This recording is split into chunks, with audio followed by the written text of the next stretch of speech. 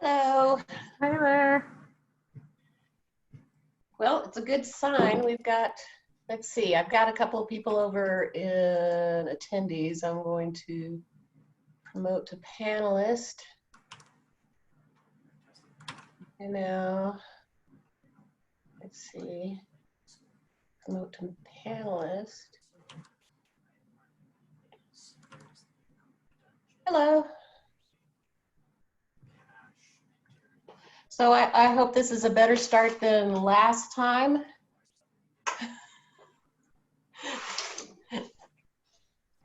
What I'm having to do though is watch, Judy set this up as a webinar.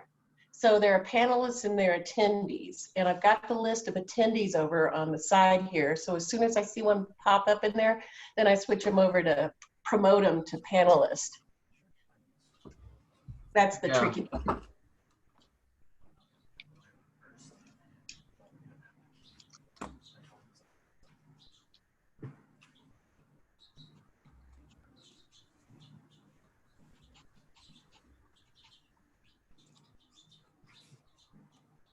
Oh, nope, Judy's asking me if everything's okay. That was a nice bit of rain, eh? Oh, yeah.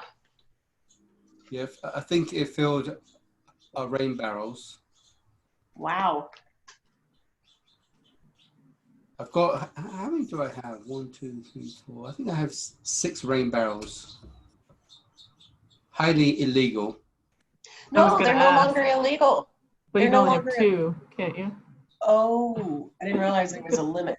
Yeah, but this is 3 houses, so I'm okay. Oh, there you go. Good excuse. 2 per house?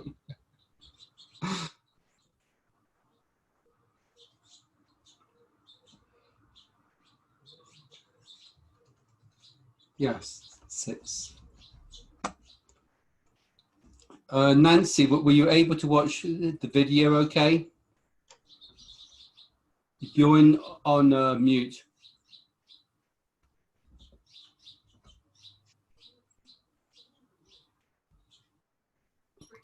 I was able to watch. Thank you very much, Neil. Okay, good, good. Interesting. And I forgot all of the Zoom things are posted on the YouTube channel, not on the website. I didn't know we had a YouTube channel. Yes, so all the city council meetings are out there, and I guess ours are as well, and anyone else who. What's the name? What's the name of the channel? I don't know. You have to go into the city council agenda place, and I think you'll find a Zoom link there. Or it's probably City of Manitou Springs, actually. Yeah, I've been there, and the only thing that's been posted under the MACH board so far was the meeting of the 24th. No, this one's there because I spoke to Alex and he helped me navigate, so it is out there on YouTube.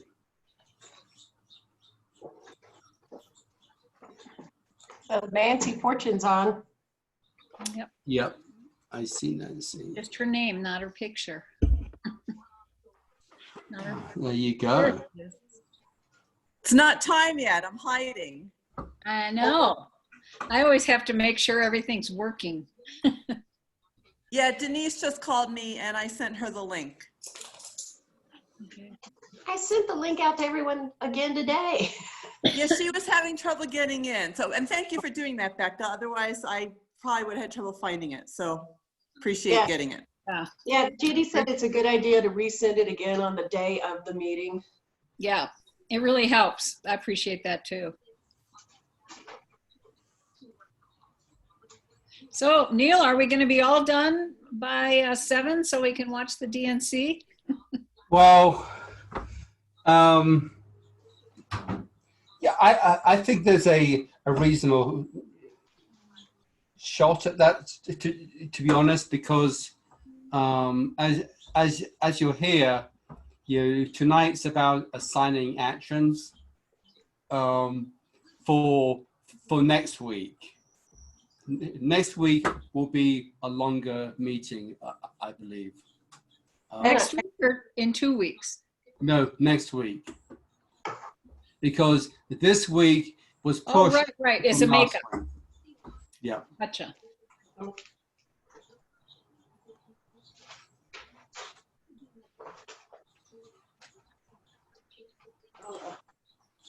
gonna go back on mute and get a pillow.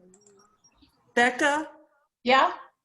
I just got off the phone with Denise and she couldn't get in because she was a guest. Oh, you're right. I remember I was saying I need to, oh, you weren't on. I was saying I need to make sure everybody gets over. Yeah, okay. And I And forgot. she I've got, noted that on the website, I think you guys might have just been talking about this. On the website, it was the wrong link. So she's sending the link you sent today to Alex to update the website. really? Yeah, I was just saying I need to keep a watch on the attendees to make sure I keep switching them over. Yeah. And I got distracted trying to find a notepad and 3 people popped up over here. It happens, yeah. Okay. So found a notepad, so now I can just watch the attendees.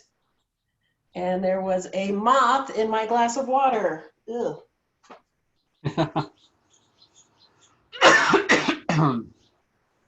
Hey, Sarah.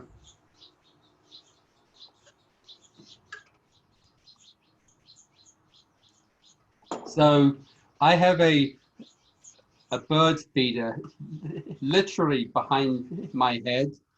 So you can hear all the house finches probably as they are coming in to feed. It's a very natural calming sound, Neil. It sounds Okay, good. good. And we have the band-tailed pigeons on the feeders in the yard, which are Just don't forget to take it in tonight, Neil. oh no, I bring them in every night.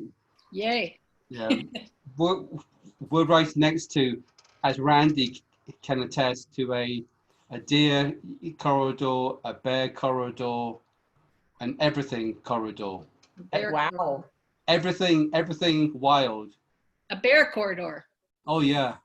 Because there's a canyon right behind us. Randy, you're on mute. I'm not sure if anyone had seen a post by Annie Schmidt, but it was a drinking game where every time a city council, John Graham had to say you're on mute, you had to do a shot. There must be drunk people by the end of our meetings. How are we doing on time? We've got a couple of minutes left. Randy, you look like a punk rocker with that haircut or lack of haircut. I'm not sure which it is. Yeah, really pooped up there. And I am keeping watch on the attendees. There is no one over in the attendee section. So, but we're missing a few people. Yeah, I know Shanti isn't here because there's another meeting that he has to attend. Jason, I think, had the same issue. Okay. What about Mr. Howell? Oh, yeah, I'm expecting.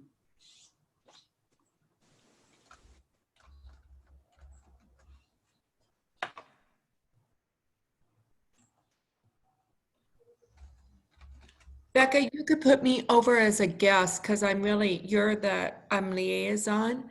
So Okay, so just make you a. my hand, I don't need to be a part of it. I could, it's up Okay. to you, but I'm just saying you could if you wanted to. I thought you might have some valuable insights that you might like to offer. I never have valuable insight, but thank you. You always have valuable insights. If no one else has a problem with Denise staying over in the panelist section, I'd prefer to keep her on this side. Yeah, I would agree with you. Yeah. These are way too kind, I'm just saying. So yeah, I'm not sure.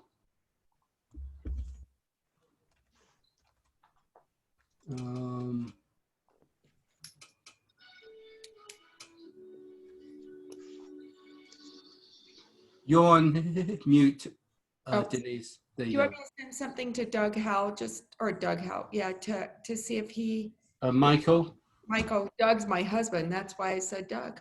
Yeah, I just actually realized that both of you had the same last I name. know. It was like, I hadn't noticed that until right now. So, Do you want me yeah. Send a link to him real quick. Yes, please. Okay.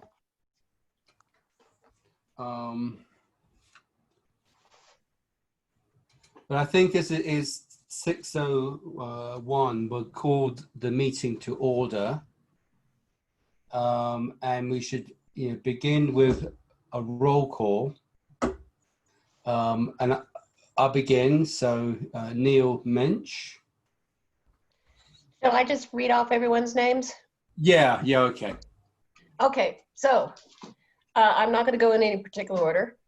So Chairman Neil Minch. Yep. Anna Andrews Mills. You're on mute? Okay. Do I need to unmute? Okay, here. Okay. Nancy Wilson. You're on mute. Can I acknowledge that I see Nancy's? Okay. Sarah Gallagher. Here. Randy Hodges. Here. Laurie Woods. Here. Pat Sitzman. Pat, can you unmute? Here. Okay. Jason Wells. No. Not here, but excused. Michael Howe. Absent at this time. We'll note if he comes into the meeting. And Shanti Toll is excused. Thank you. So I think in the packet that was sent out, and Becca, if you want, I can go ahead and share. That way you can keep an eye on people dialing in if you want. Jason Wells and Michael Howell are over in attendees. I was so busy looking at everybody's faces. I promote to panelist. I'm promoting them both to panelist.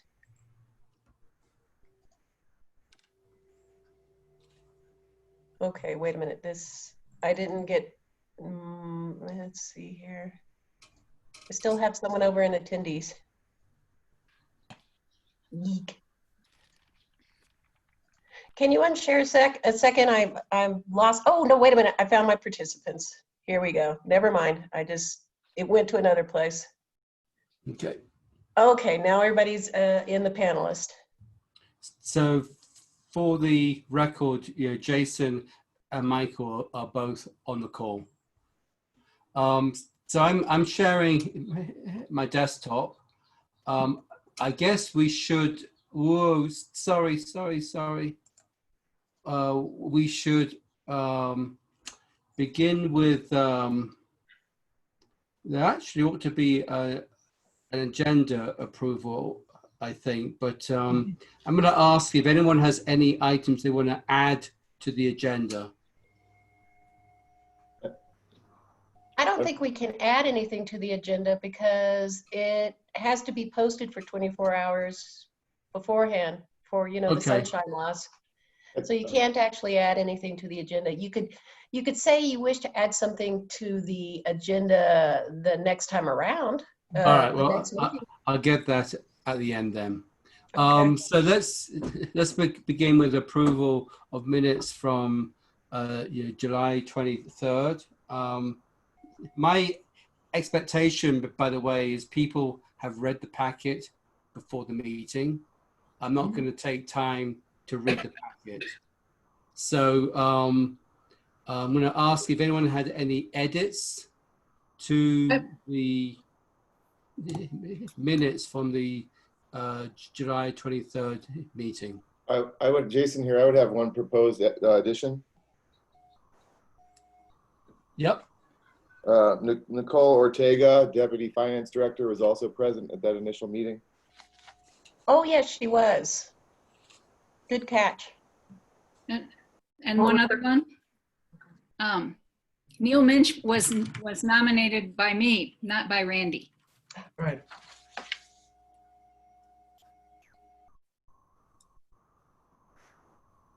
And me was Nancy Wilson. Yep.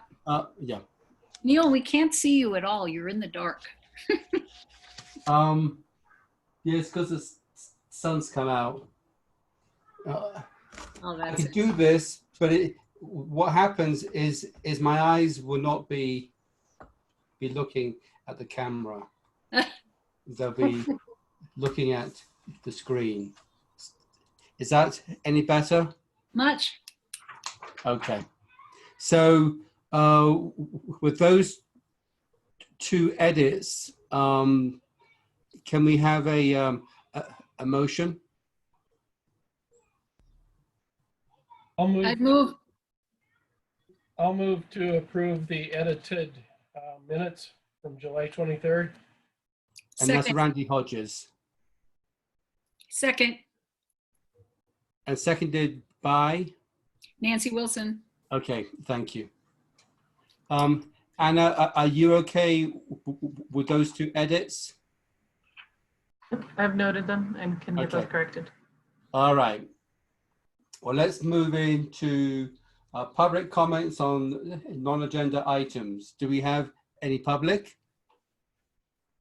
Neil, Do we- you need to take a vote on the approval of the minutes. You got. Oh, yeah, thank you. We need to vote on the approval of the minutes. I think we can probably do a raise of hands, or I can't tell. So raise your hand. Any nays? Probably speak up. I'm not a nay, but I abstained because I couldn't hear most of the meeting, though I was Okay, zoomed okay, in. thank you, Laurie. Yeah. Neil? Before the final vote, can we have a little discussion? I just want to make clear on what my role is this evening. As, okay. In the absence, I think we've got one missing regular board member. Is that correct? No, Michael Howe came in, so the only Okay. person now missing is Shanti Toll, and he's an alternate, And he's an alternate. Okay, so I just want to make sure that I'm not voting this evening. And No, not you're not. voting.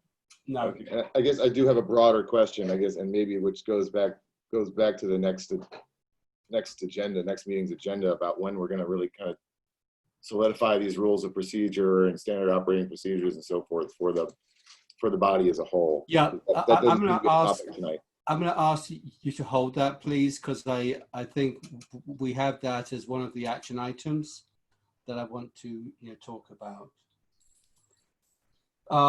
So, do we have anyone from the public?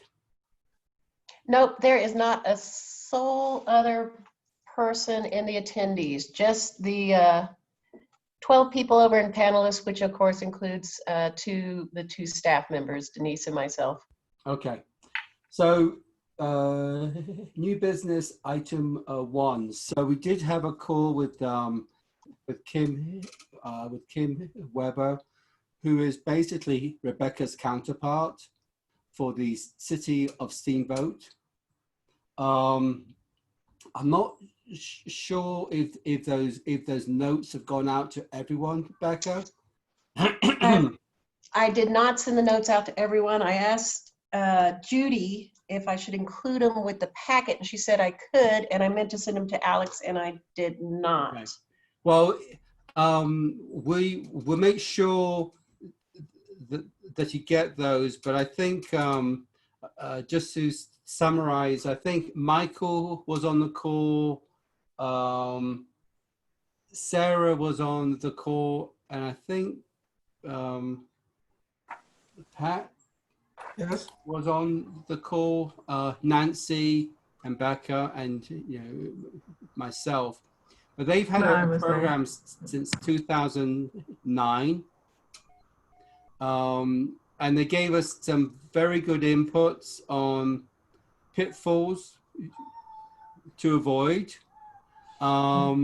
as well as suggestions for how we can ensure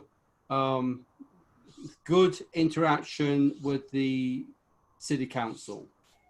I think there's going to be a fair bit we can leverage there. And we will make sure that you get a copy of the notes that were taken,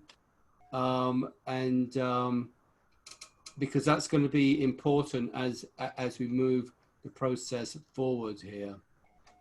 It's important to recognize that this is not a specific sales tax they have, but it is a portion. It's a budget line item. But in terms of the administration, I think there's a lot we can leverage and benefit from. Nancy. I'd just like to point out, Neil, the meeting was recorded. I was able to watch it today. And for those of you who couldn't attend the meeting live, like I couldn't, it's really worth just watching the recording. I think it includes everything from the meeting. Yes. And you'd get a much more detailed description of what they had to say. Which reminds me, I just want to say for the record, this meeting is being recorded. I just double checked. Yep. I'm not sure that there's a lot of benefit engaging with Breckenridge. And the reason is Breckenridge essentially has delegated to the Breckenridge Arts Council a lot of the roles of the administration process. And so I think that we've got the value by talking to, Steamboat. The other thing I ought to have said, Steamboat's grants fall into two general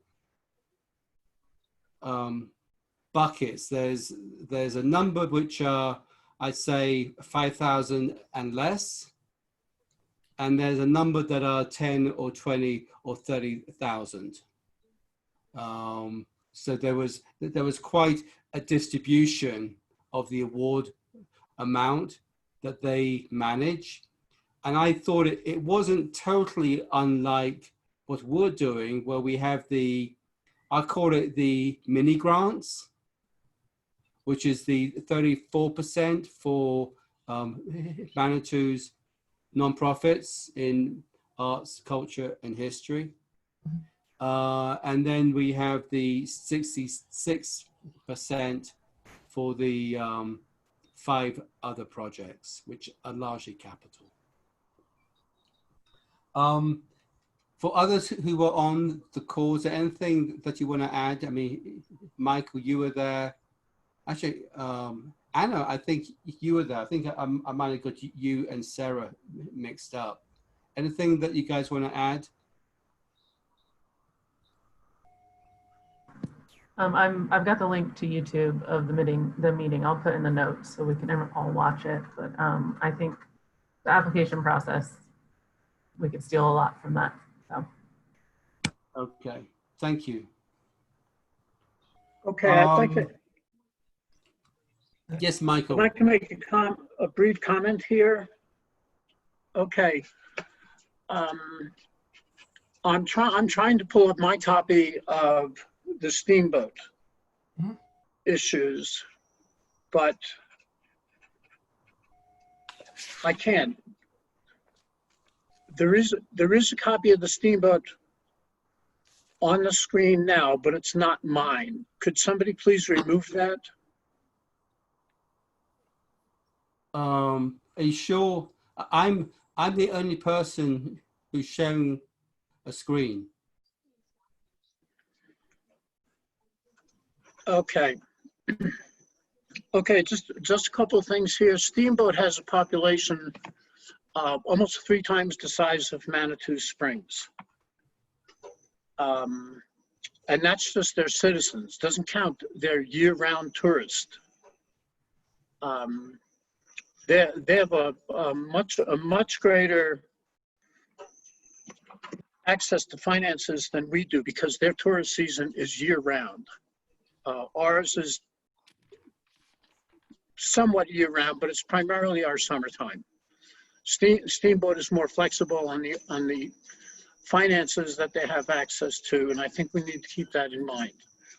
Now, the guidelines that they were using, which I can't see on my screen because somebody has Steamboat Springs 2020 community support hits. Yes, I'm sharing the packet, Michael, that was sent out to everyone. Yeah, well, okay, but I'm trying to get to a specific area on that.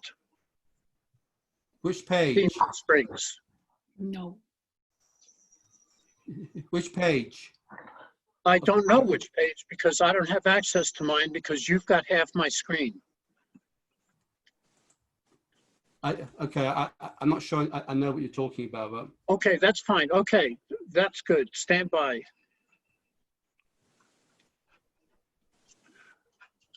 The protocols and guidelines that they have, I believe she had mentioned that these were coming from Denver. They were using Denver as kind of a template for this. No, they are using the common grant application. Yes, it's basically coming out of Denver. Let me see here. I think for us to use that as a template, I think it's a good idea because it gives us a starting point. That's the most crucial thing we need to be dealing with at the current time is how are we going to evaluate these requests for grant funding?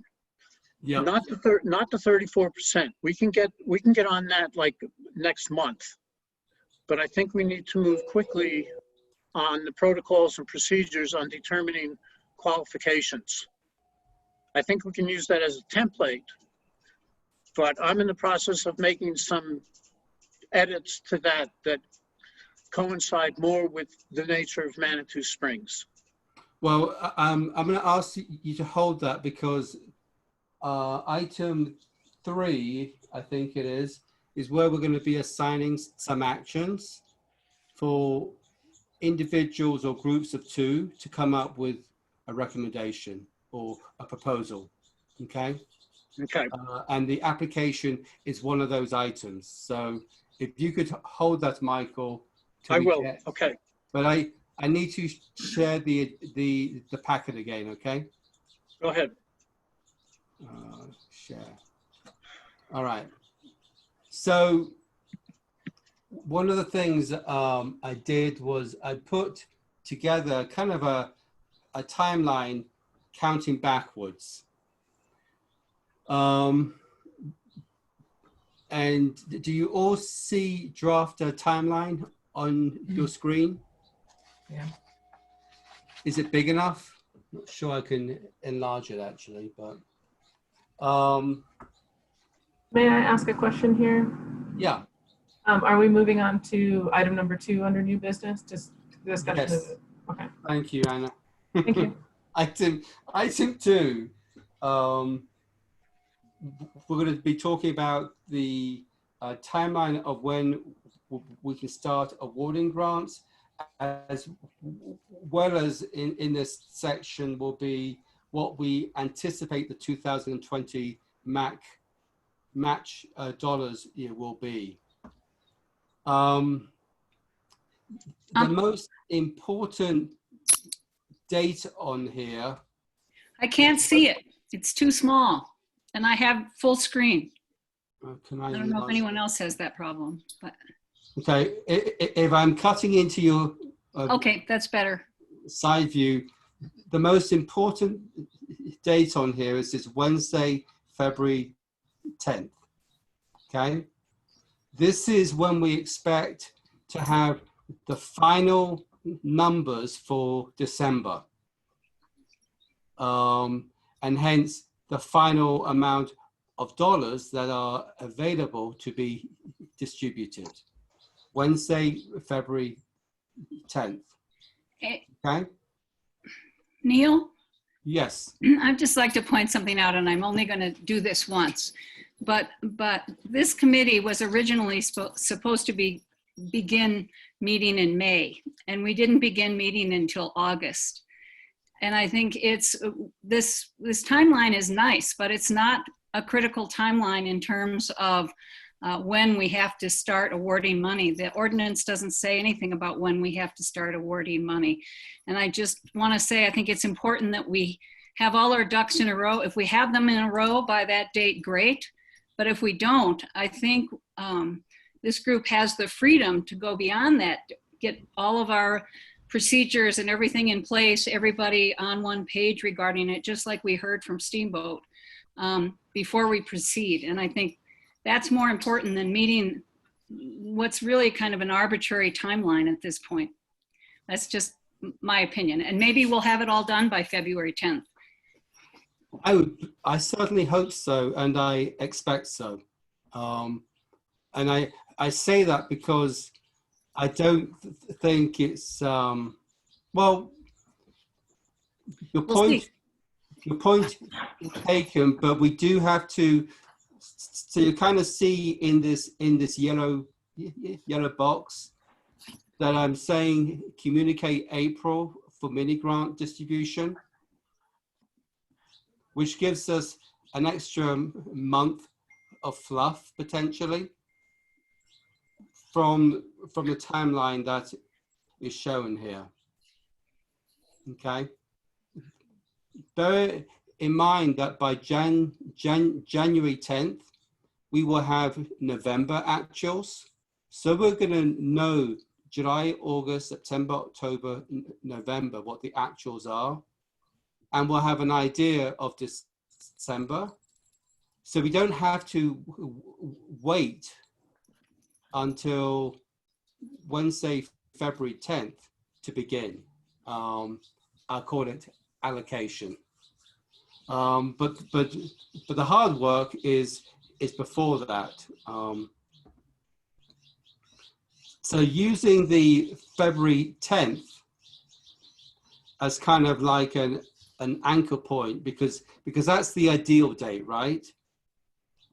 That's when we know how many dollars there are. I've kind of built in here 3 passes with City Council. February 16th is a preliminary. We get some feedback.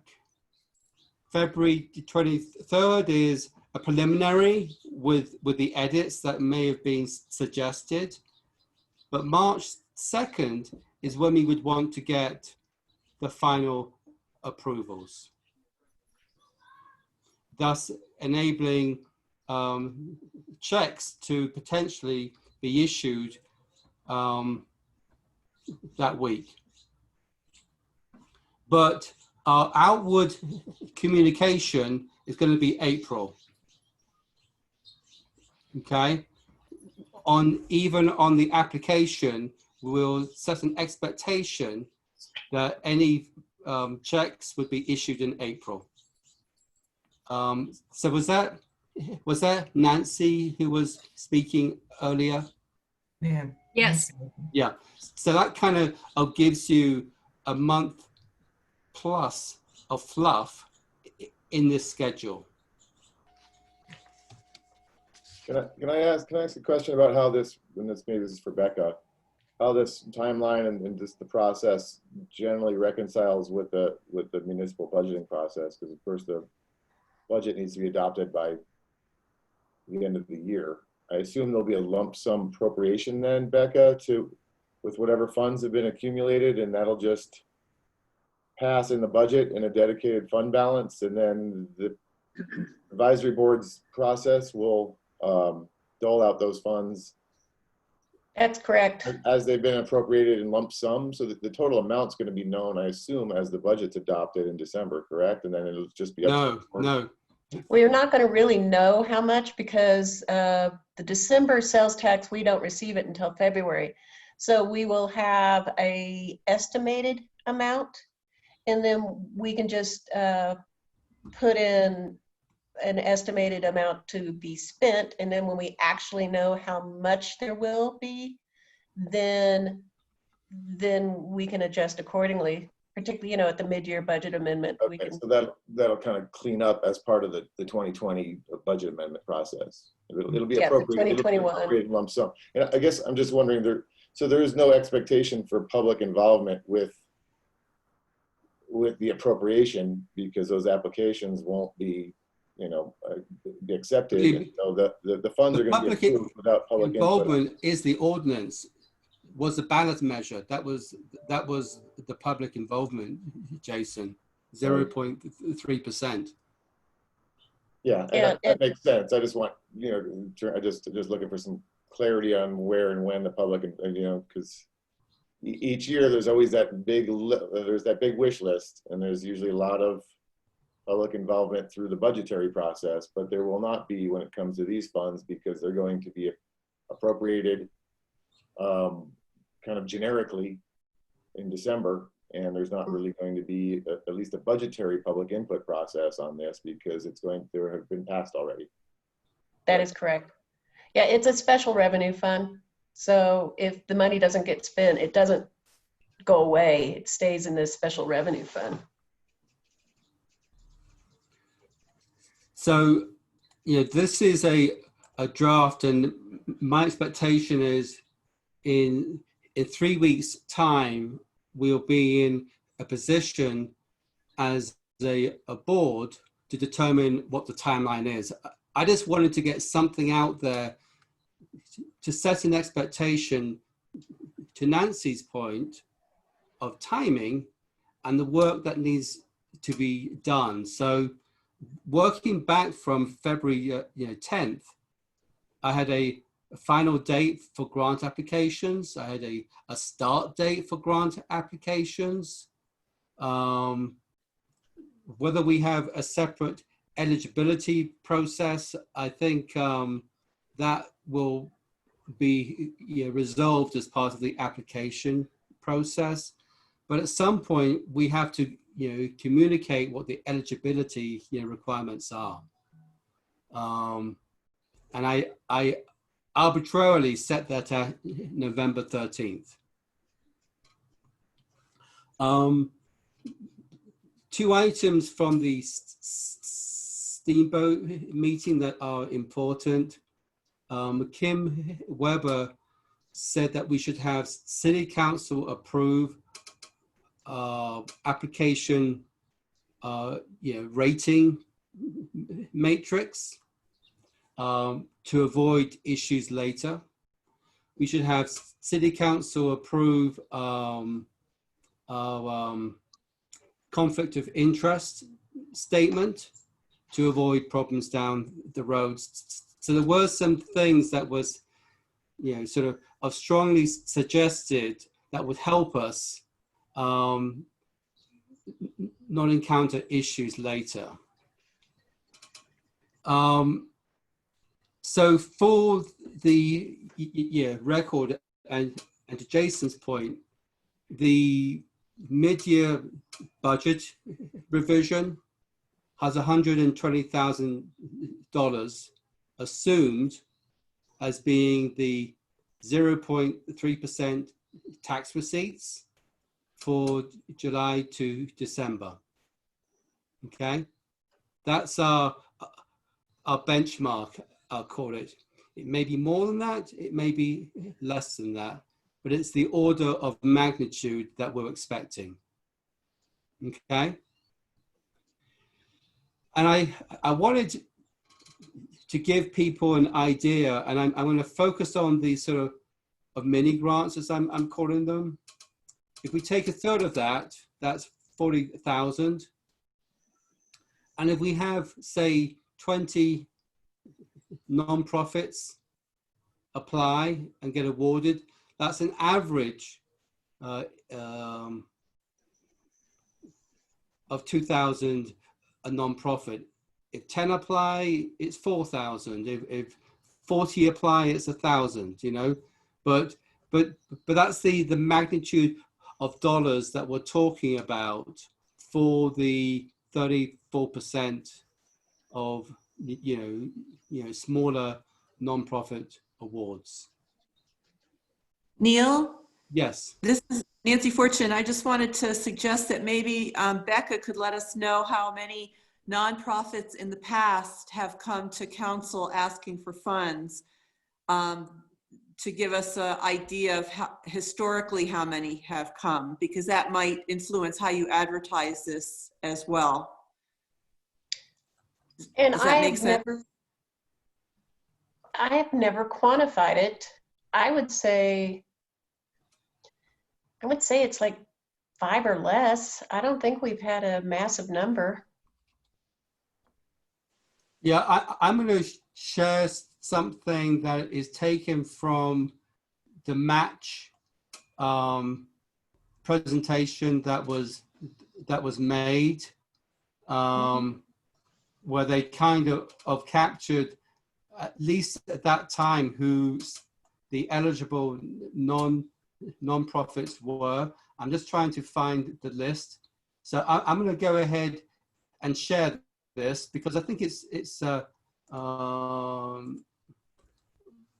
do you see my screen?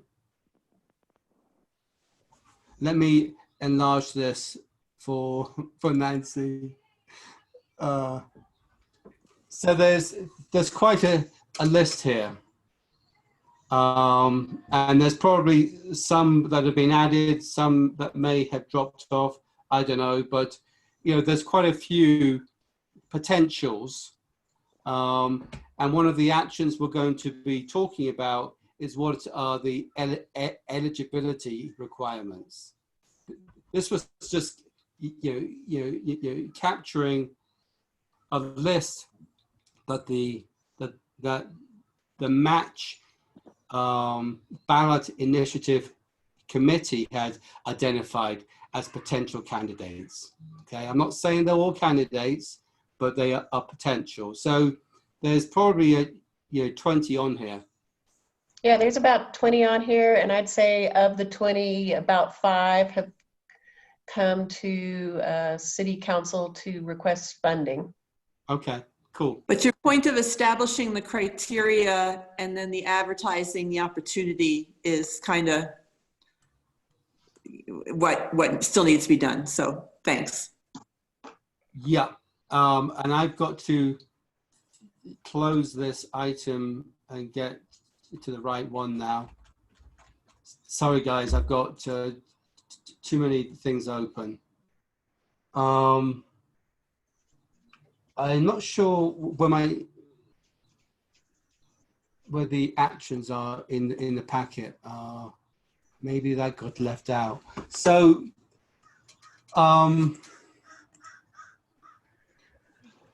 what I wanted to talk about here is the work that we need to do between now and I'll say November to be essentially in a position to move forward here.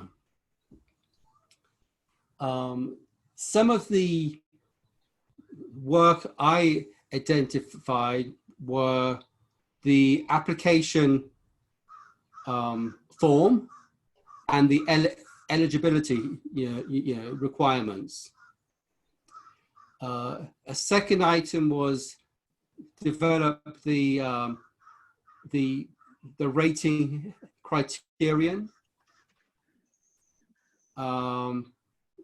The third item I had identified was a kind of a conflict of interest code of ethics for each of us to sign. And I guess a fourth one is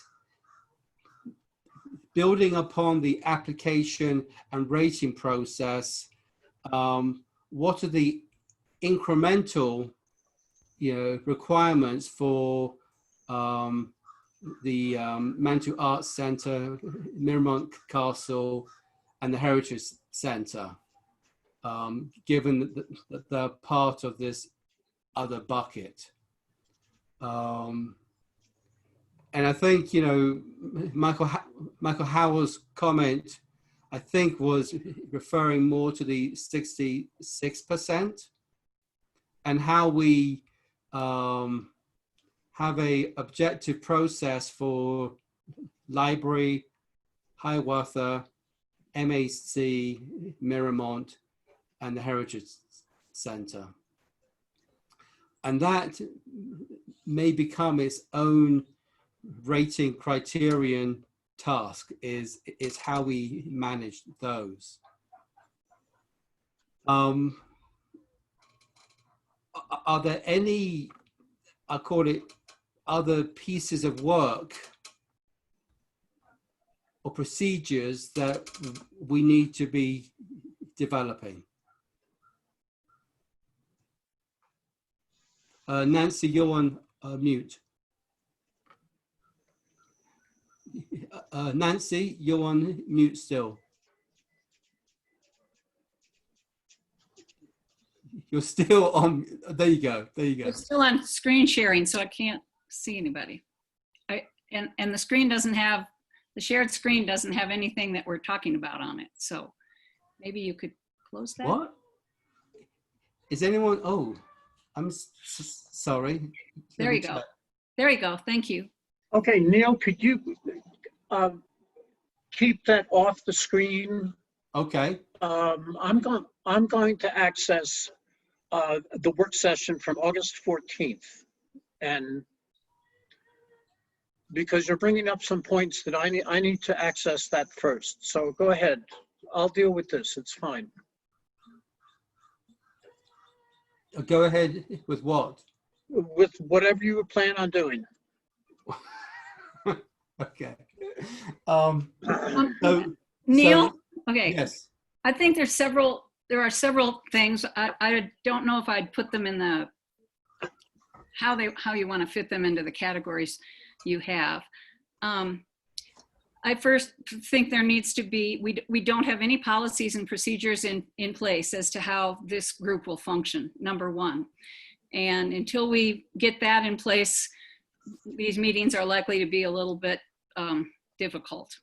Number two, we really have to suss out the conflict of interest piece and make sure that not only we are on board with it, but the council is on board with it, because that piece, according to Steamboat, and I agree with them, has the most potential for creating conflict in the community initially.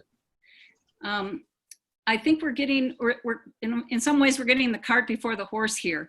I think you're absolutely correct. We need to come up with an application. But even before that, we need to decide who's eligible to apply. Now, the grant or the ordinance is written very broadly, but for example, we haven't discussed whether, I'll just do the library for an example. Can the library or subsets of the library also apply for the 33%? I think the committee has to discuss that. I can imagine, for example, you mean the 34%? 34%, sorry. The answer is no. There are some procedural issues like that I think that this group needs to take on. I think the common grant application is a great place to start. It didn't come from Denver. Input on that grant application came from nonprofits all over the state. I was involved when it was written. But anyway, it's a great place to start, and I agree. It's good to tailor it to our needs. The Common Grant application, as you've seen, is a fairly complex document, and I would anticipate that some of the nonprofits on the list we saw are going to need some technical support in actually applying for this. So that's another piece we need to decide, is if this group's willing to provide technical support, some of those kinds of things. So there are a few more, I don't know what bucket you want to put them in, but procedural things I think that we need to discuss as a group before we actually get down. You know, for example, there are those 20 nonprofits we've seen. Have we ever really, does the ordinance say specifically that we can only award money to nonprofits whose address is here in Colorado Springs? Or can we award money to nonprofits outside of our town, but who are going to do activities in our? So there are a lot of, I think, issues that go on. I think actually approving the application is one of the easiest pieces, frankly. So I'm sure other people have questions too. Yeah, so I'm not talking about approving the application. I'm talking about developing the application. Right. And flushing it out, which I think is part of that. You will have to address some of the questions that you are raising. Right. Sarah had made the point that, you know, having one application for the 34%, I call it, and a different application for the others. It might be an enhanced version of the basic application that the others are using. So we're not, having two completely different animals. Yep. But on the eligibility, again, I go back to what the MACH ballot initiative committee had, and I don't know if everyone even has the packet that was developed and given to council, but I'll be honest, there were some things in there which I'm not comfortable with. Like, I think it was a 3-year history before you can apply. But that's why I want to have one or two people who basically are looking at I call it the eligibility work stream. We're basically creating work streams so we can take groups of 1 or 2 of us and divide and conquer. Because if we try doing this as a group of 9 or 10, it would take 5 years. That certainly isn't how I work. I like to work in parallel work streams and have the 1 or 2 people accountable come back to the group with their ideas and asking for feedback, so we can actually get to a proposal, a process, an application, a form, whatever it is, quicker. But I'm very glad, Nancy, you brought up the policies and procedures. I had actually looked at some Nancy Fortune had sent me, and also I got some from, I think the Housing Authority Board, which to me, we can largely adopt. The basic two things which I think we need, and Jason mentioned this earlier, is how we incorporate our alternates. We need a procedure for that. And we also need the conflict of interest. Those two seem to be from an operating procedures, the 2 pieces that were kind of unique to this board. And I forgot all about that when I was doing the agenda for this meeting. May I say something? Yes, of course. It seems that we have three categories here.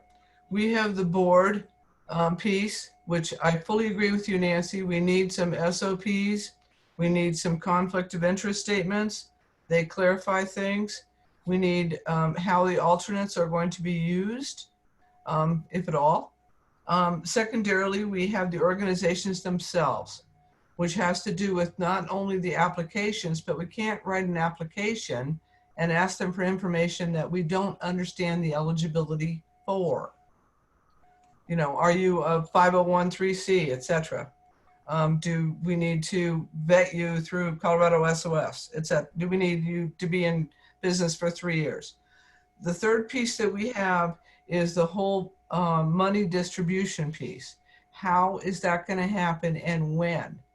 That one's the easiest piece of this, because once we have the money and the application process, the eligibility, et cetera, and the council piece, and the board is kind of doing what they're supposed to do, the money distribution is going to be the simplest part of this. So let's not go down any rabbit holes here. I think that the board piece is the easiest piece to come up with. We already have conflict of interest statements that Steamboat was kind enough to share with us. We also have some kind of SOP. The big chunk of this is going to be the eligibility and application and approval process.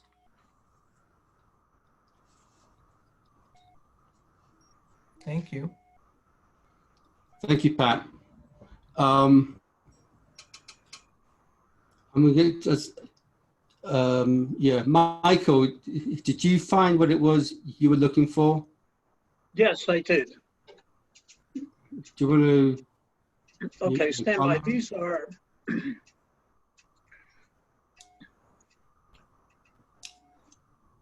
things coming out of Steamboat Steering Committee, grants in the amount of whatever, conflict of interest statement, but then it gets down to community support evaluation.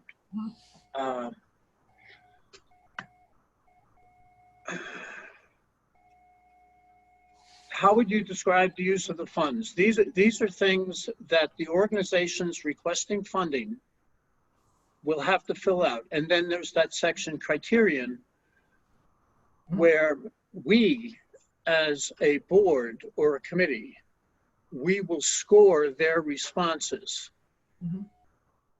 That's how I understand this. Am I correct on that, Neil? Yeah, yeah. Okay. Yeah, this is what I've been working on. I wanted to tweak some of these and submit it to the committee.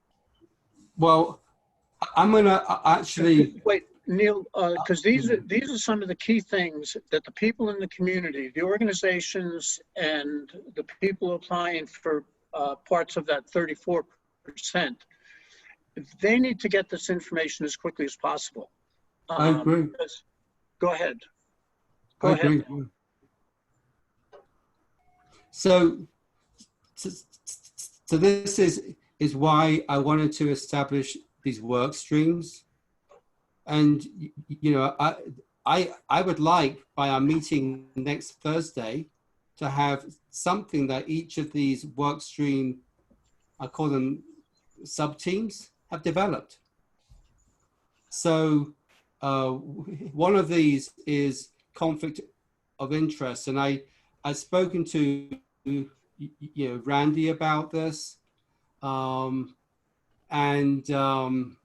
There is language in our existing city code that we can probably leverage to a high degree.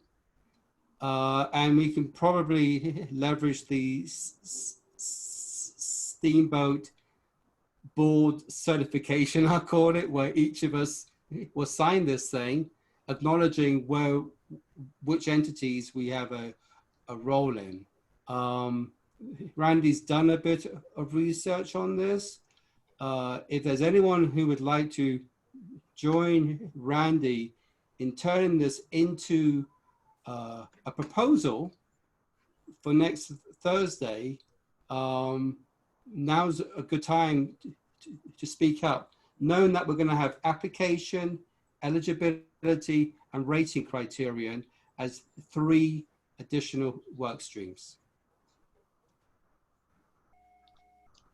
I'm not sure we can do rating criteria before we have an application, because the application, generally you rate, let's say the application has 10 things that they need to fill out. Each one of those 10 things will have a different point value. And so until we know what those 10 things are, it's difficult to apply that matrix and give them a point value. And Yeah, Sarah, I think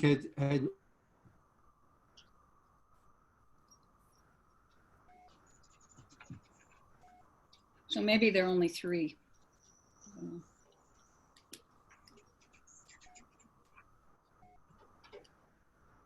Is Neil frozen for everybody? Mm-hmm. Yes. Yes. We lost you, Neil, if you can hear us. He needs to hit his refresh, maybe. What happens when mine freezes is I think everybody else is frozen, and then I realize, oh no, it's not them, it's me.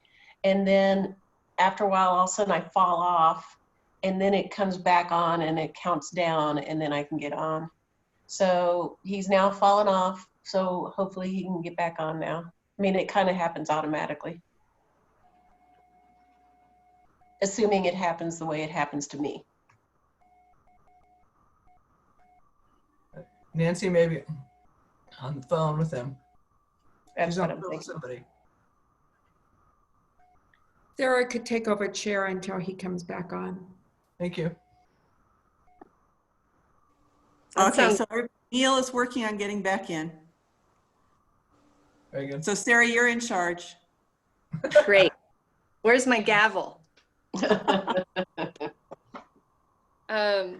So I hear what you're saying, Nancy, about feeling like the rating criteria kind of needs to follow after the application.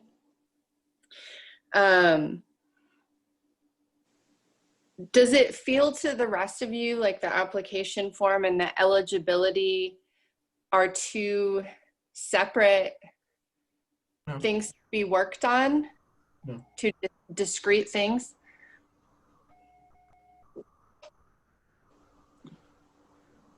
I think the application could be simplified into a paragraph. Yeah.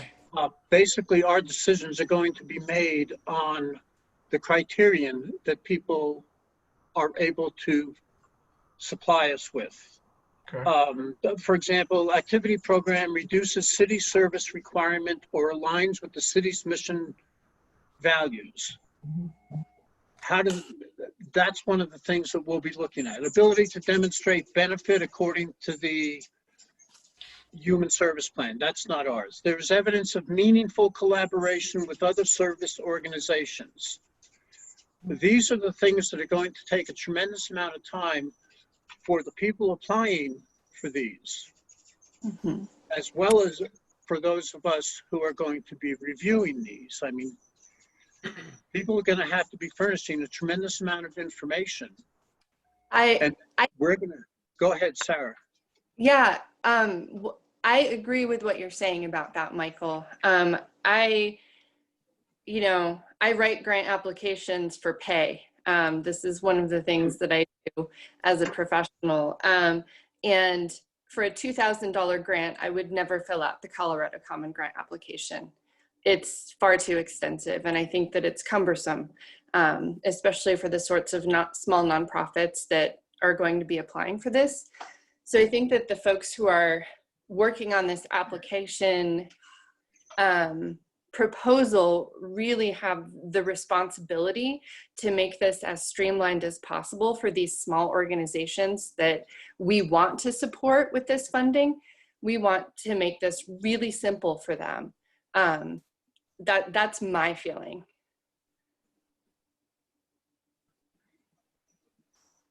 Yeah, I agree with that. Yeah, I couldn't agree more. Yeah, agreed. And to go back to your question, I think the application and the eligibility kind of goes hand in hand, don't they? The same, Oh, you could be working on both of those items. Mhm. Hey, Neil's back. I'm on a phone. My internet, my Wi-Fi, I do apologize, has a habit of cutting out right when I'm speaking. Maybe I'm not sure. So I'm trying to kind of get in on Wi-Fi, but I thought I would just, call in until I'm back. Neil, this is Nancy, and I'm happy to work with Randy on conflict of interest if you'll have me. Well, that's awesome. Because I think that is of vital importance, and one of the things Steamboat told us also. Neil, this is Denise. Could I just, since Sarah does this professionally and she understands grant applications and criterias, I wonder if she would be a good one to lead the grant application and the criteria. I agree. That I would love to have someone else to work. Michael, how? Yes.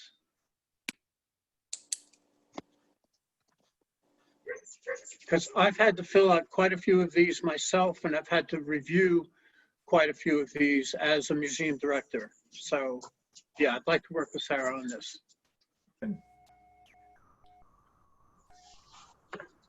Jason, you have your hand up? Yeah, I want to go back to a notion that Nancy had mentioned before. I just think there's still putting some carts before horses here in terms of the need to develop SOPs. I feel like we're already drifting into a conversation on the establishment of subcommittees, and the municipal code for that kind of helps define just advisory boards in general does have some vague guidance on that, but I think we still need specific operating bylaws, and I just really feel like it's going to behoove us all to really focus attention on that subject before getting into specific discussions on eligibility criteria and all this other stuff, and talking about subcommittees when we don't really have a defined mechanism for the establishment of those subcommittees. I really feel like we need to, me personally, just my take, if you do look at if you look at the original position description, it does say specifically the board can expect their first task to be to establish their structure and develop a game plan for finalizing implementation guidance for the ordinance. So for me, I just feel like the discussion is getting a little ahead of where we kind of maybe need to be from a kind of organizational development standpoint. My take. Valid point, Jason. I agree with Jason. A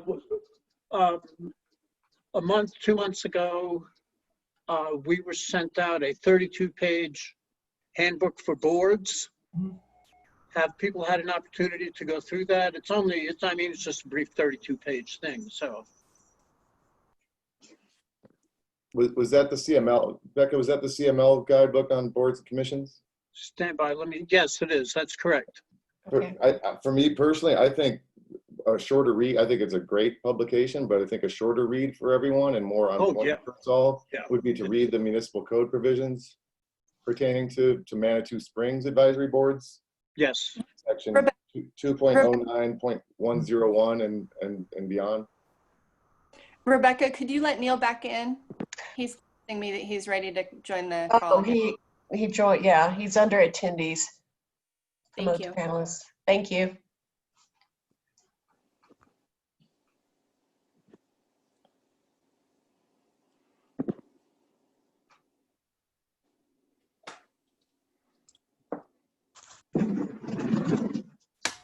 Okay, so I can hear that. So I'd like to ask Jason, you and I work on the policy and procedures. If you look at the other boards, they're like 2 pages, okay? We're not talking about a massive document.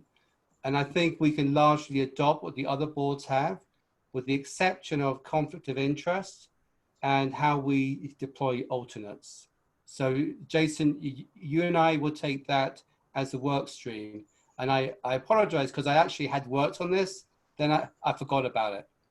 So we'll be responsible for that. I really do not want to take a serial approach. If we take a serial approach, it's going to be next June. And I don't want to be meeting every 2 weeks until next June. I really believe that by dividing up into work streams, we can accelerate very significantly our progress. Did I hear Michael and Sarah on the application? Yes. Is that going to include eligibility? Yes. Yes. Awesome. And to Nancy's point, we're going to hold off on rating criterion, but I think you've got to bear it in mind as you're working on the application. Because Nancy's right, there is a direct link there, isn't there? You're not going to have an application and rate it on something, completely different. I'm just trying to see if there was, we have to try and keep it to 2 or less. Otherwise, we've got to arrange formal work sessions and all that kind of stuff. So Sarah and Michael, you guys have the lion's work here. Do you think by next Thursday, you could at least have the application and eligibility suggestion for the 34% applicants, and then work on the other 5 thereafter? I think that having the eligibility suggestion for next week is reasonable. Okay. I'd want a little bit more time to dig into application though, for sure. And I'm okay with that. Michael, are you cool? Yeah. Okay. Because we have a meeting next week, and then of course my assumption is 2 weeks after that will be the application. Randy and Nancy, I think Randy's done much of the work already on the conflict of interest. Do you think we could have I'll call it a section for our operating procedures and the document that each of us signs? Do you think we could have a draft of that for next Thursday? I think we could. Nancy, I'll share with you all the research I've done and everything, and share the discussions that Neil and I have had as well. And I think we've got a pretty good direction going forward. Now, having said that, I will not be able to attend next Thursday's meeting. I'm going to be out of town, but I'm sure I can offload everything onto you, Nancy, and you can present conflict of interest statement. And Jason, I'm going to begin by sharing what I have from some of the other boards for kind of the basics, I call it. And I have an idea that I want to discuss with you about the alternate deployment, which I could probably have after you and I talk. I could draft that up, but I'm going to leave the conflict of interest to Randy and Nancy. Okay. I'm going to ask if there's any other elements of our operating procedures that makes this board unique to other boards. Because the 2 I mentioned were the only 2 aspects which I thought were where we were kind of, unique. And Nancy, you're involved in a bunch of boards. Other than conflict of interest and the alternate deployments, anything else you see that we should be incorporating into our SOPs? Nancy Fortune, who's on mute. Sorry, yeah. You have to say like Nancy F and Nancy I'm W. sorry. Yeah. Nancy Brown and Nancy Blonde. Not at this time. I worked extensively on the ordinance, and I do go to a lot of board meetings. So as you guys come in with your straw men, I will be intrigued and certainly willing to offer any ideas. Thanks. Okay. And I want to pick up on the word Nancy just used then, a straw man. That's what we're trying to do in each of these little work streams, is rather than starting out with a blank sheet of paper, get a couple of folks to kind of come to an agreement on something. Chances are we'll be 90% in agreement as a team. Okay. So that's Jason, Neil, any other, I'll call it work streams, and Nancy Wilson, I'm looking at you. I know we're not going to capture 100% right now. I'm trying to get 80%. And then there's going to be some holes that we identify. But are there any other, I'll call them work streams, that we need to get on now? I think they'll potentially become more apparent next week Yeah, I think you're right. when we talk about criteria, who can apply and that kind of thing. So that's good. Okay. Becca, anything you need to add? Not that I can think of at this time. Okay. Can I ask a question as it pertains to kind of Becca's sphere of interest? I just wonder if there's going to be an ongoing mechanism for revenue tracking and distribution to the board in terms of where things are at year to date. Well, lines relative to estimates. We will have specific account lines dedicated to sales tax and use tax. Use tax, where we won't distribute until the end of the year, because sometimes we get paid use tax and then we have to refund. So I don't want to be a lot of mixing like that, backing and forthing. But yeah, it's part of my city council liaison report. I can include the financials for that month once it starts coming in. July is the first month, so we're not going to see that until September. So at the September meeting, I can put in a little financial page just showing how much came in. And Becca, if I could, I would assume that there's going to be a professional fee, that comes out of this, just like the other board Right. funds. Just in terms of budgeting, it's helpful for this committee to know that. Yeah, yes, but at this time I just got it. It's 700 because it's half a year, and we don't have a lot of other staff members involved. It's just myself, so I just put in 700 for that for this year. That's the only expense. It's a transfer to the general fund of 700 for my very valuable time. And Steamboat has a fee that they administer, I call it, for supporting the boards and everything. I think it's like 0.5% or something. So, okay, so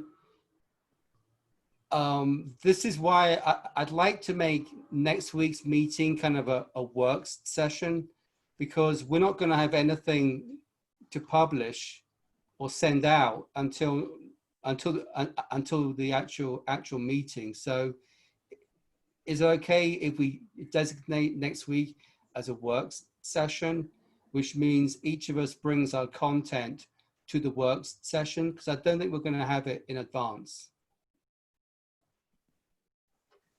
Yeah, I double checked with Judy, just, she's our expert, to make sure it was okay to just change it to a work session. She said it was fine. Just remember, you can't do any official actions. Right. No voting, but it doesn't sound like you wish to vote at that time. So I think it's a chance for each of us to present, get feedback and inputs, and identify the holes and gaps. Okay, so for the 3 work streams, myself and Jason, Sarah and Michael, Randy and Nancy, you'll be on behalf of Randy, would each bring our content to next Thursday's meeting for kind of an interactive conversation, okay? Anything else on item 3? So item 4, there's been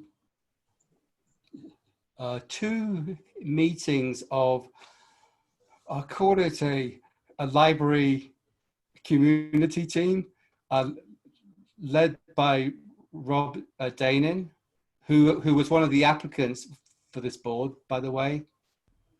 I know there's been conversations with some members of City Council. I would like us as a board to formally request of council a work session with this group to form the library task force comprised of this group and the appropriate members of city staff and, if need be, city council. I'm really afraid that unless this group becomes sanctioned, come early next year, it'll be chaos. You know, I really believe we need a city council sanctioned task force focused on the library. That's just my opinion. Let me see if anyone else has comments about that. Well, I agree. I've got a comment. Go ahead, Sarah. No, that's all right. Go ahead. My comment was having done some conflict of interest study, I'm not sure what you're trying to achieve by blending this board and this MACH committee. It seems like it's the perfect opportunity for them to lobby all of us to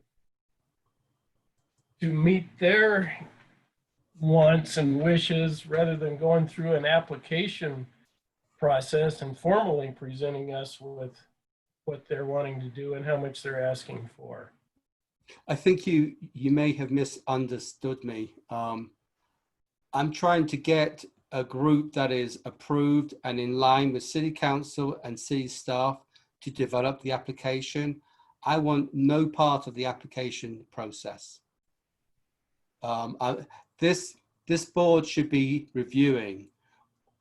What I want this board, what I'm asking is if we can request of City Council to engage with this group to develop whatever task force it is that develops the library application. Neil? Yeah. Neil, I have a comment. First, I want to say I agree with Randy, but I think I have a lot of confidence in Rob Danin. And I think he understands this. He not only has lived in the community a long time, but he certainly has contacts in the community.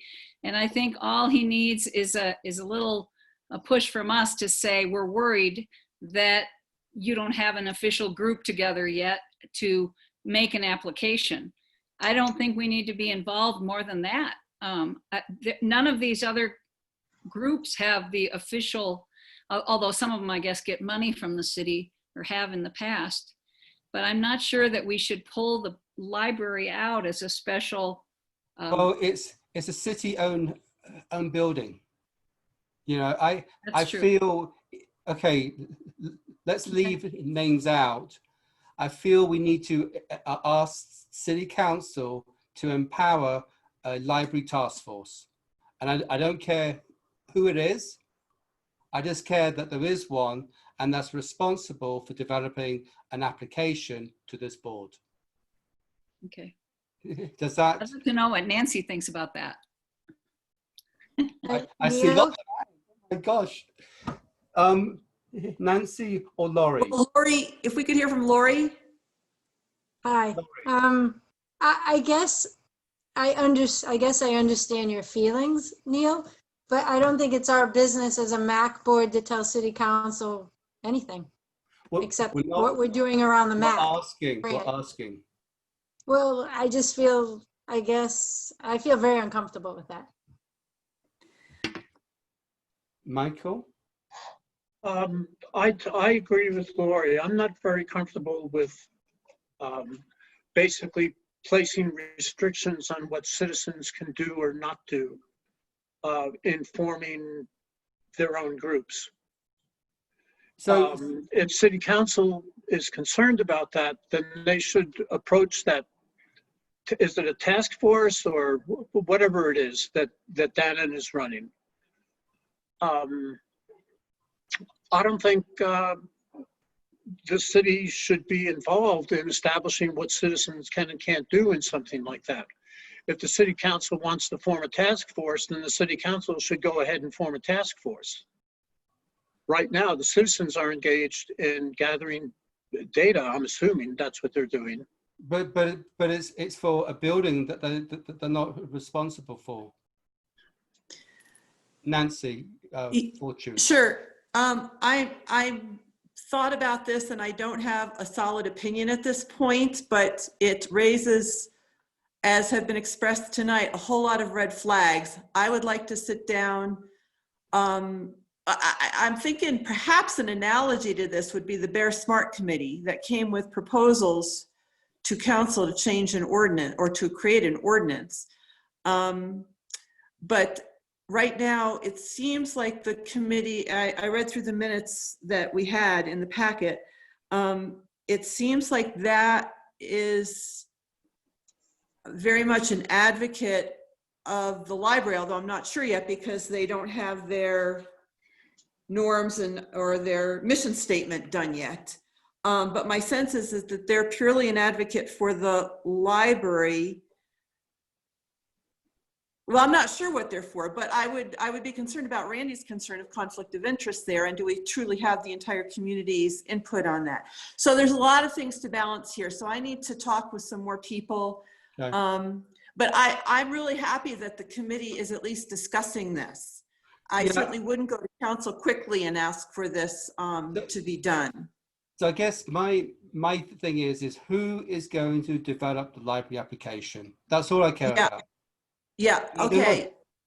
Well, and there's some bigger issues because they would be putting together the library application for what they want, and yet the building does belong to the city.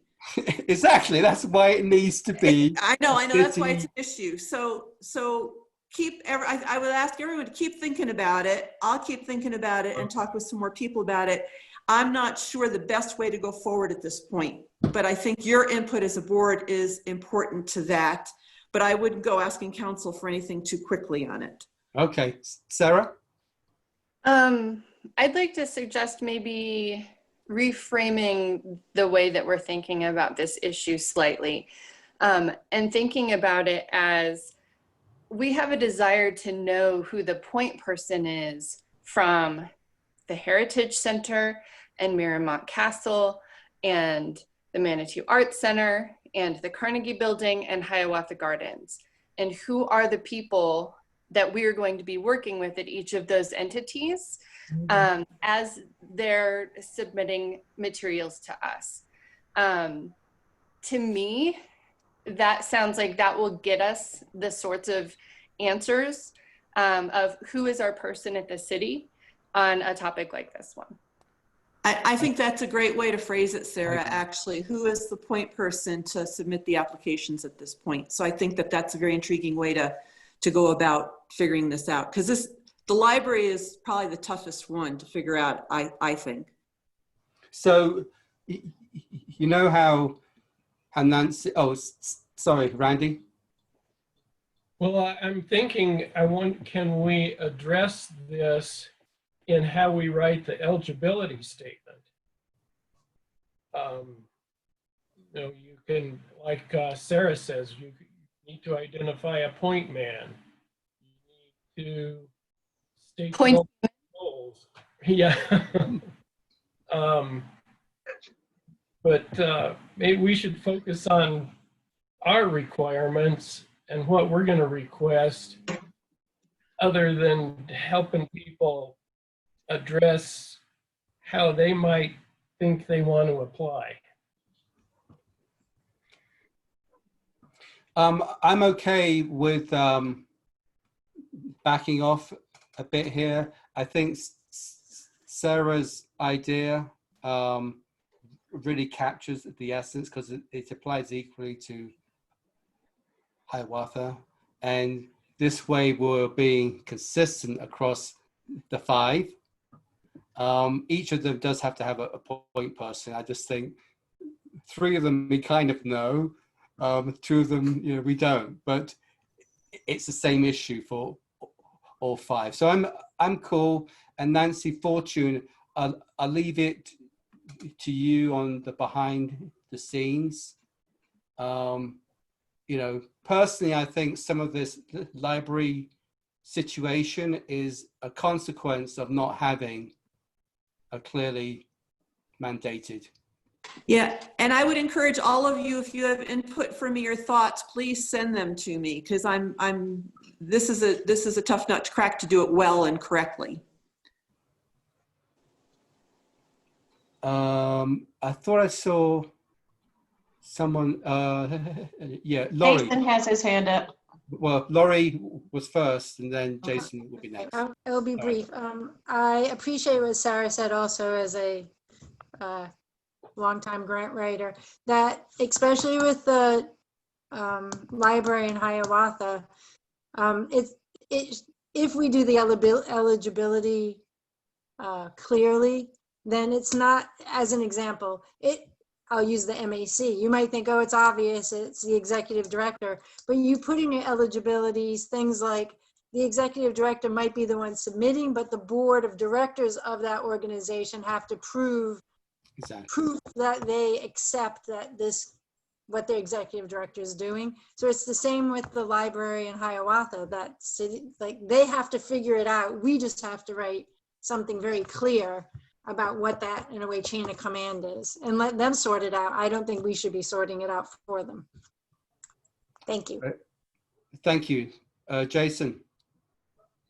So just to make sure this particular, to get clarity on it first and make sure it doesn't fall through the cracks. This inquiry, I like Sarah's thought of, I think that's spot on. I think the way to resolve this is figure out who our point of contact is for the entities specifically named in the ordinance. I just want to make sure we're all on the same page. That inquiry to me seems to goes to city council, not the individual entities themselves, because in some cases, maybe like the library, it's not clear what the entity is, right? So that inquiry should go to city council, and I just more generalized for the purposes of communications back to council. Should those be channeled through our council liaison or our staff liaison? So let's just use this particular inquiry. We want to know who our point of contact is. Was it four facilities? Does that go through you, Nancy, or through you, Becca? And I just want to, and will it in this instance on this question? And I would say that all the boards and commissions and committees technically work for council, not for staff. So right. That's an important distinction. However, both the committee works very, very collaboratively with staff. So you can work out, that can be part of your policies and procedures, how you want to work with staff. But the collaboration between staff and the committee that'll make or break the success of any committee. So I would think that depending on how you would like to, ultimately I think it goes through the council liaison, any question to council, but you can also, if you're working collaboratively, it can go either way, but as long as it's not in conflict, that's all. I don't know if I answered your question or not. Well, so in this instance, in the course of your next liaison report, you will say that the MACH board is interested in establishing a primary point of contact. Yes. For each of the facilities. Definitely, yes. Expect that to kind of get channeled through you and get Yeah, back. and also there is a requirement, and we've started to schedule the match board for briefings to the council, because there is a requirement that you guys brief a lot more frequently initially than the other boards and commissions. So Neil is also welcome to relay that, and Neil has been sending council some emails just telling us where you guys are. So, which I think is good, but that can also be in your policies and procedures if you want him to continue that. Yeah, and I'll tie my position on this back to kind of the absence of policies and procedures as of yet. I think maybe this is something we can answer. Do we, in our standard operating procedures or whatever they are, are we in the business of advocating for even the creation of entities? That I think ultimately I probably would feel uncomfortable with that, but I think it needs to be a part of a conversation that underpins kind of our rulemaking process. Is that our purview to even advocate for something? And this came up at our initial meeting, the same thing, right? I was uncomfortable then. It could be perceived as issue advocacy, just advocating for the creation of a champion entity. Could be perceived as advocating for a particular facility itself. And that potential certainly exists, but council always has the option of saying no to that. But I would not put too many constraints on what you guys can or cannot recommend in policy. I would do that, think about doing it, as issues come along or as potential recommendations come along.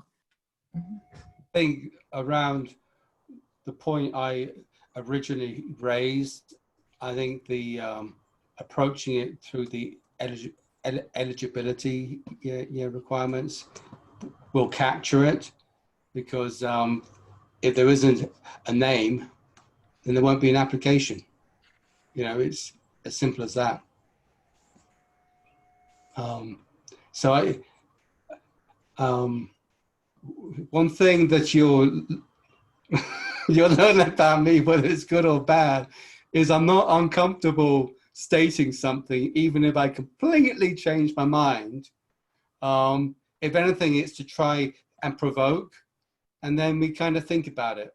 Okay, so I apologize if I come across bullheaded a bit, but I hope you also recognize that there's a little bit of I'm quite happy walking back. So that's a good conversation, and thank you for your inputs on that. I have a question, Neil. Yes. In the course of this last little banter, I learned that you are sending emails to City Council, which is great. Is it, and I might have missed this, and I apologize that I couldn't hear the conversation last meeting, but is that something that this group can be copied on so that we can see what you're sending to council? Yeah, it's fair. I've only have sent one email, and that was after our last board meeting. Okay, and or as Jason has pointed out, is that something that's part of our processes and procedures? It's articulated. A blind copy, that way we don't get into conversations. Okay. That sounds. Yeah, and I can forward what was done last time, but it was a very brief summary of what Anna already reported.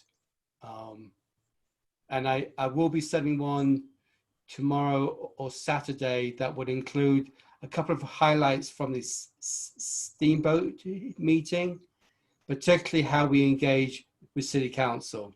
I particularly wanted to get those points specifically called out, and talk about the work streams, but that's about it.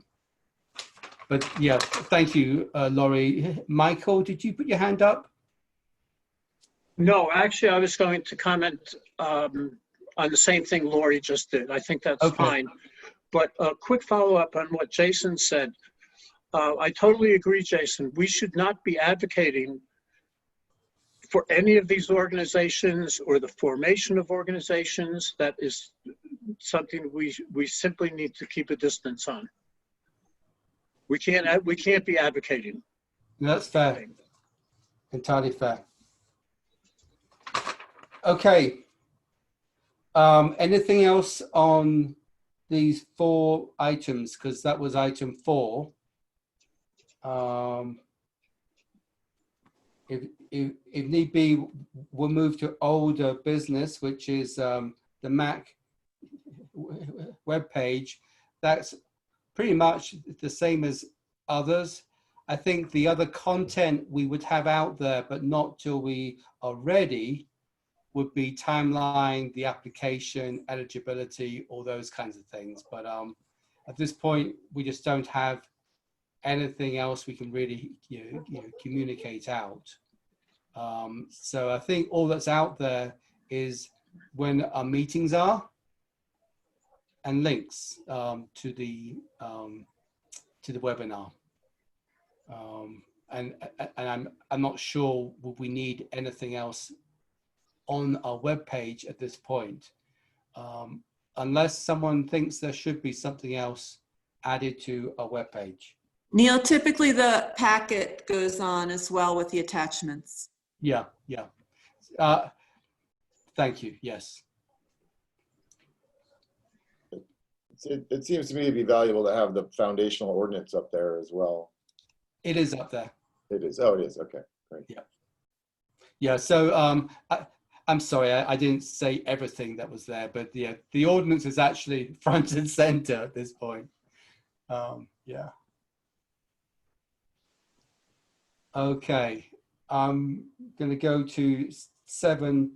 Report City Council liaison. Nancy Fortune. I'm very excited about the work you guys did tonight. I think that this is a great first step, and you started to crystallize into a team. And so I'm excited about that. Other than that, I don't have anything else for you other than what I've already commented on. And I'm open if anyone has any further questions.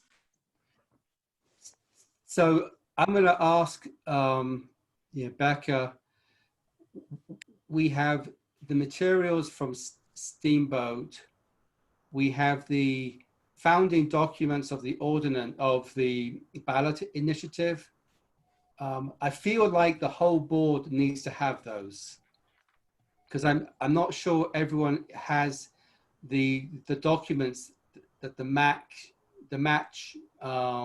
ballot initiative team had, because I think there's some ideas there, particularly on eligibility and so forth, that you may want to incorporate. And I think we can send those out, can't we? Because they are... Could be public information, yeah. Yeah. So do you need me to send you the MACH packet? That'd be great. Okay. Because otherwise I was just going to go bug Judy about it and get it from the meetings. You've got the documents that we got from Kim. Mm-hmm. Oh, right. Because I think that this whole board needs everything, because actually that original document is quite handy, just to have. Okay. Any other comments at this point or clarifications? I know it's 7:30. The Democratic convention's underway. Next week will be the Republican one. I apologize, both tonight and next week. Anything Staff else? Staff liaison report. I just want to double check. Do people want to do a Zoom next week, or do they want to do in person? Is everybody, I know Lori was out of town. Are you back in town? Will you be back in town? Nope, I don't come back to Colorado till September 6th. Okay, and I checked, and we do not do good. We don't really have the ability to do a good hybrid meeting. So I would recommend, in order to make sure that Lori can fully participate, that we continue to do Zoom until she's back in town. I'm fine with that. I agree. Absolutely. Everyone else okay? Yes. Yeah, it's actually more convenient, to be honest. Thank you. Appreciate it. Okay. Any other comments before I close the meeting? I just realized Michael Howe must have fallen off. I don't know how long he's been sitting in attendees. I'm thinking maybe, I hope I'm using the wrong remote. I'm thinking maybe just go ahead and have a regular Zoom meeting instead of these webinars. Yeah. One reason why we do a webinar was to keep participants out that we didn't wish to actively participate, because we could have them over in attendees. But I think with the match board, you wouldn't have the potentialities for issues that, say, city council would. Hi, Michael. I'm so sorry. I didn't realize you were stuck in attendees. So I'm thinking maybe instead of webinars, just having regular Zoom meetings, with the idea that then if there's an issue, we might have to address it then with participants. You can always kick them out. You can always kick someone out. And the other thing about a Zoom meeting is you can designate a co-host who can help keep an eye on things. That's what I do with our programs now, is I have a co-host who keeps an eye on people calling in and dropping out and that kind of stuff. And Neil, just to clarify, you can't kick anyone out of a public board meeting. Okay, sorry. You can say they can't talk, but you can't kick them out. I'm speaking from my HP world. See, that's a nice thing about the webinar is you got attendees and they're stuck over on the side and they can't, but if I'm not paying attention and someone's fallen off and it ends up an attendee, I really don't, I feel very bad if I don't notice immediately that they're stuck over there. So should we try just using a Zoom, regular Zoom meeting instead of webinar, or keep with the webinar? I think so. I'm okay with that. How about you guys? I'm okay. Okay. So Judy set up the reoccurring webinars, but I'm going to talk to her about that. We think we'd rather just go with the regular Zoom meetings. Yeah, I think so. I think so. Okay. Okay, that's it for me. Pardon my technical ignorance. What is the difference between a webinar and a Zoom? Oh God. Well, in the webinar, you got your panelists and you got your attendees, and people when they join automatically are joining as attendees, and it showed you can't participate as an attendee, and you should be on the panelist. And if I don't notice that you've fallen off and you've come back in, but you're in the attendees, you're in isolation. Okay. When you were, could you hear things when you were attendee or not? Yes. Did it just say? Did it say you were waiting for the host or not? No, I could hear you. But you just couldn't participate. But everything just went blank, but I could still hear. Okay. So, but if we just have a regular Zoom meeting, it's just everybody joins in and everybody's there and we're all in one big group. There's no separate list of attendees who can see but not participate. Okay. It's less complicated.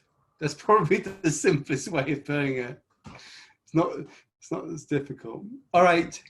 It's 7:39. This meeting is closed, adjourned. See those, I'm sorry, Nancy, did you have your hand up? Okay. Oh, you're waving goodbye, all right. So see you guys 6 o'clock next Thursday, except for Randy, of course. And thank you all, and enjoy your evening. Cheers. Thank you. Okay, you too. Thank you. Bye-bye. And end.